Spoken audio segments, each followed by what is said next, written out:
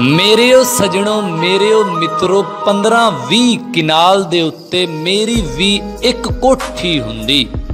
70-80 ਕੁੱਤੇ ਬਿੱਲੇ ਮੇਰੇ ਆਲ ਦਵਾਲੇ ਹੁੰਦੇ।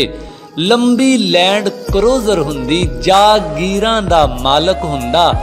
ਸਵਿਟਜ਼ਰਲੈਂਡ ਦੇ ਬੈਂਕਾਂ ਦੇ ਵਿੱਚ ਮੇਰੇ ਵੀ ਕੁਝ ਖਾਤੇ ਹੁੰਦੇ। ਮਰਕਜ਼ ਜਾਂ ਇੱਕ ਸੂਬੇ ਉੱਤੇ ਮੇਰੀ ਵੀ ਸਰਦਾਰੀ ਹੁੰਦੀ। ਮਤ ਲੋਕਾਂ ਦੀ ਮਾਰੀ ਹੁੰਦੀ, ਯਾਰੀ ਨਾਲ ਜ਼ਰਦਾਰੀ ਹੁੰਦੀ। ਦੁੱਖਾਂ ਮਾਰੀ ਖਲਕਤ ਨੂੰ ਮੈਂ ਦੋ ਹੱਥੀਂ ਲੁੱਟ ਕੇ ਖਾਂਦਾ। ਮੈਂ ਵੀ ਫਿਰ ਇਹ ਜਸ਼ਨ ਮਨਾਂਦਾ। ਪਰ ਮੇਰਾ ਤਾਂ ਹਾਲ ਏ ਇੰਜ ਦਾ, ਜੇ ਕਰ ਫਜਰੇ ਰੋਟੀ ਖਾਵਾਂ ਸ਼ਾਮ ਨੂੰ ਡਾਢੀ ਔਖੀ ਲੱਭਦੀ। ਸਾਰਾ ਦਿਨ ਮਜ਼ਦੂਰੀ ਕਰਨਾ ਫਿਰ ਵੀ ਘਰ ਦਾ ਖਰਚ ਨਹੀਂ ਚੱਲਦਾ।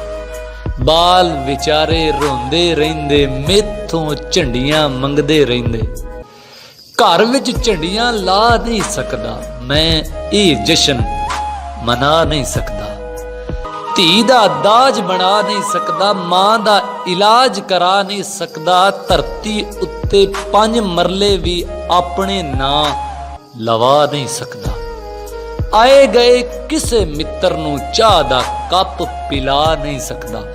ਭੁੱਖ ਦੀ ਡੈਣ ਬੂਹੇ ਤੇ ਬੈਠੀ ਆਪਣੇ ਬਾਲ ਬਚਾ ਨਹੀਂ ਸਕਦਾ।